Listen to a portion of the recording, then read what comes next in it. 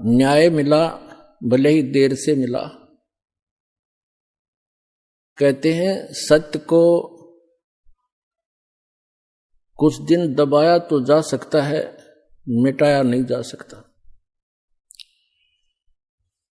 आज हमारा वो सर्व गंध हट गया जो दुष्ट लोगों ने अफवाहें फैलाई थी, हमारी छवि को धूमिल करने की चेष्टा की थी। हमारे सब बच्चों ने, सब भक्तों ने मिलकर परमात्मा के यथार्थ ज्ञान को अपने सब भाई बहनों तक पहुंचाया और जनता को सच्चाई का पता लगा। और आप देख रहे हैं कैसे उमड़ उमड़ कर परमात्मा के बच्चे सतलोक आश्रम में दीक्षा प्राप्त करने के लिए आ रहे हैं। परमात्मा कहते हैं कि भगत बीज पलटे नहीं, चाहे आए पड़ो सो झोल, और जय कंचन बिष्टा पड़े घटे नता का मोल। यदि सोने को, गोल्ड को टट्टी के अंदर डाल दिया जाए, उसकी कीमत कम नहीं होती। जिसको पता लगता है कि गोल्ड है, उठाकर साफ करके और अपनी तिजोरी में रख लेता है। तो पुण्यात्मा, हमारे ऊपर जो गंध डाला था, आज जनता को पता चला कि सोने के ऊपर ये दुष्ट लोगों ने कूड़ा करकट डाल दिया था। आज साफ होने पर पता चला कि who is Rampal, who is Kabir God, और क्या था सतलोक आश्रम करो था की सच्चाई।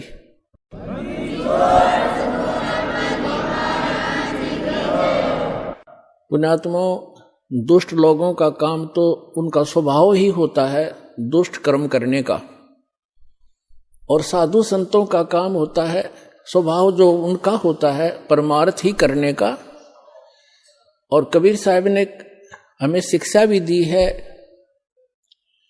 कि जो तोकू काटा बोवे ताको बो तू फूल, तो हे फूल के फूल हैं वाह को है त्रिशूल।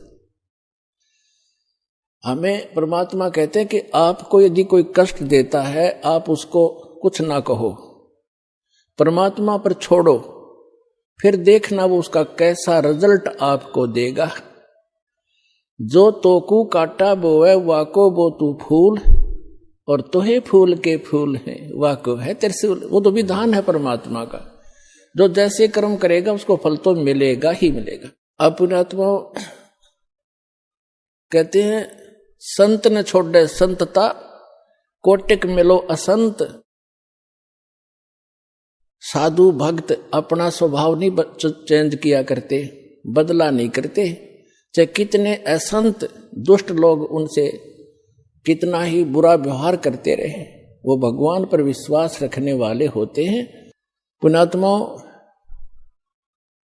आप परमात्मा पर विश्वास रखना।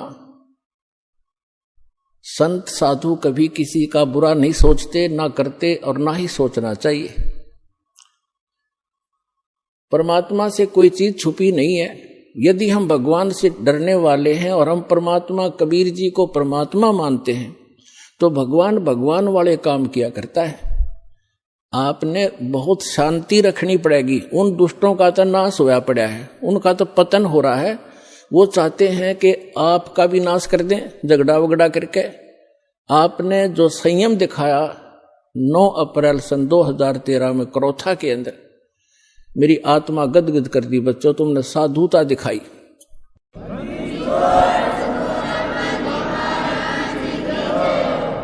और आगे भी इतना संयम रखना। कहते हैं हस्ती डर माने नहीं जो स्वान बुकाही, और शीश महल को देख के वो भौंक भौंक मर जाएं। हाथी कभी भी कुत्ते भौंकते रहो उनकी परवाह नहीं करता, क्योंकि वो उसको हानि कर नहीं सकते। और जो कुत्ते होते हैं वो अपने दोष, अपने जैसा ही शीशे के महल में, कहीं शीशे का महल बना हो, वो उस दर्पण के अंदर, उस शीशे के अंदर अपनी शकल देखकर सामने वाले को एक दुष्ट विरोधी मानकर वो कुत्ता अपनी ही परछाई सामने जो तस्वीर दर्पण में दिखती है उसकी तरफ भागता है भौं भौं करके कि तुझे मार डालूंगा, तू गंदा कैसे आ गया यहां पर। और वो होता है उसका स्वरूप। तो कहते हैं वो कुत्ता उस शीशे के महल में अपनी ही शकल देख देख कर भौंक भौंक के मर जाएगा। इसी प्रकार जो दुष्ट लोग हैं वो अपना गंध साधु संत और भक्तों में अपनी ही परछाई देखा करते हैं। चोर को चोर ही नजर आते हैं, संत को संत ही नजर आते हैं। एक चोर किसी शरीफ व्यक्ति के घर पर रुक गया यात्री बनकर। अब उस शरीफ व्यक्ति ने उस चोर को अपने घर के बीच में सुलाया, एक नेक आदमी मानकर। घर वाला सो गया निश्चिंत होकर के, खाना खुना खिला के, और चोर रात्रि में चोरी करके चला गया। अब उस नेक व्यक्ति को, वो स्वयं नेक था, उसको चोर दिखाई नहीं दिया वो, और एक शरीफ व्यक्ति चला गया चोर के घर पे, यात्री रात्रि में रुक गया।